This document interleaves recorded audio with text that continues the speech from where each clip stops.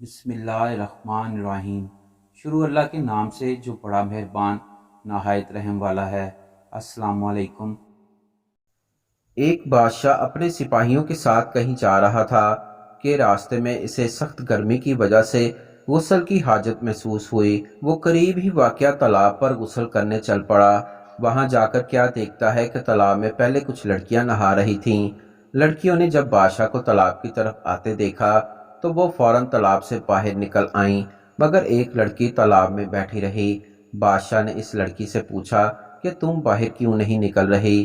اس لڑکی نے شرماتے ہوئے کہا کہ میں بے لباس ہوں، میرے کپڑے تالاب سے باہر پڑے ہیں۔ لڑکی کے منہ سے یہ بات سن کر بادشاہ کی شیطانی ہوس جاگ اٹھی۔ اس لڑکی سے کہا کہ میں بادشاہ ہونے کے ناطے تم کو حکم دیتا ہوں کہ بنا لباس کے ہی پانی سے باہر آؤ۔ اگر تم مجھے پسند آ گئی تو میں تم کو محل میں لے جاؤں گا اور اپنی کنیز بنا لوں گا۔ لڑکی نے جب یہ دیکھا کہ بادشاہ کسی صورت جان چھوڑنے پر تیار نہیں ہے تو اس نے کہا کہ بادشاہ سلامت، آپ کے لیے تو میرا سب کچھ حاضر ہے، لیکن میرے سامنے چونکہ میری سہیلیاں بھی ہیں اور آپ کے سپاہی بھی مجھے بنا لباس دیکھ لیں گے تو میں بادشاہ سلامت کے قابل کیسے رہوں گی؟ اگر آپ آج مجھے جانے دیں تو میں کل خود ہی آپ کے دربار میں آ جاؤں گی۔ لڑکی کی بات بادشاہ کے دل کو لگی۔ اگلے دن بادشاہ بے تابی سے اس کا انتظار کرتا رہا، لیکن وہ دربار میں نہ آئی تو بادشاہ نے سپاہیوں کو بھیجا کہ اس لڑکی کے گھر کا پتہ کرو اور اس کو میرا پیغام دو کہ بادشاہ دربار میں تم کو بلا رہا ہے۔ سپاہی چلے گئے اور واپس آ کر بتایا کہ وہ سنار کی بیٹی ہے اور ہم آپ کا پیغام باپ بیٹی دونوں تک پہنچا آئے ہیں۔ اس دن بھی انتظار کرتا رہا لیکن وہ لڑکی نہ آئی۔ بادشاہ کو سخت غصہ آیا، اس کی بے چینی اور حاصل کرنے کی طلب بڑھتی جا رہی تھی۔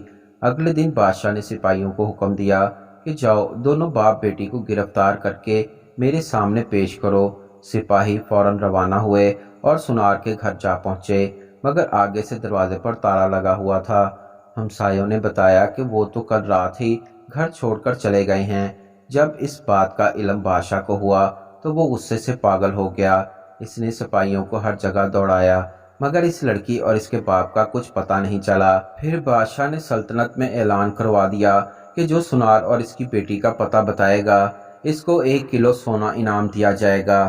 اس کے باوجود بھی کچھ حاصل نہ ہوا تو بادشاہ نے آس پاس کی ریاست کے حکمرانوں کو خط لکھے، لڑکی اور اس کے باپ کو تلاش کرنے میں مدد حاصل کرنے کی درخواست کی، لیکن یوں لگتا تھا کہ لڑکی کو زمین کھا گئی یا آسمان نگل گیا۔ ایک رات بادشاہ سویا، اس کو خواب میں دریا کے کنارے ایک جھونپڑی نظر آئی۔ بادشاہ جھونپڑی کو دیکھ کر حیران ہوتا ہے کہ اس ویرانے میں کس نے جھونپڑی ڈالی ہے۔ جب وہ چلتا ہوا اس جھونپڑی کے اندر داخل ہوا تو اس کو ایک داڑھی والا بزرگ نظر آیا۔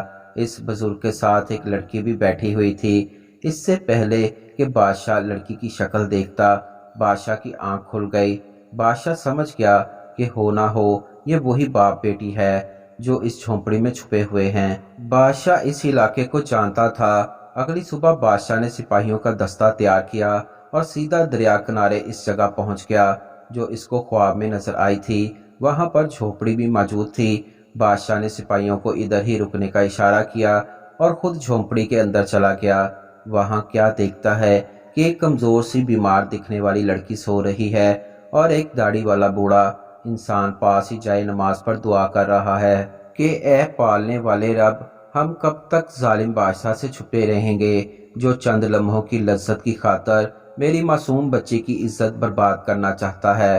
بادشاہ فوراً جان گیا کہ یہ وہی لڑکی ہے جس کو تلاش کرتا ہوا وہ یہاں تک آیا ہے، لیکن اب وہ کمزور اور بیمار نظر آ رہی تھی اور اس کے بوڑھے باپ کے دکھی الفاظ سن کر بادشاہ خود پر قابو نہ رکھ پایا اور اس بوڑھے کے پاس بیٹھ کر رو رو کر اس سے معافی مانگنے لگا کہ میری وجہ سے آپ پر اتنی مصیبتیں اور تکلیفیں آئی ہیں۔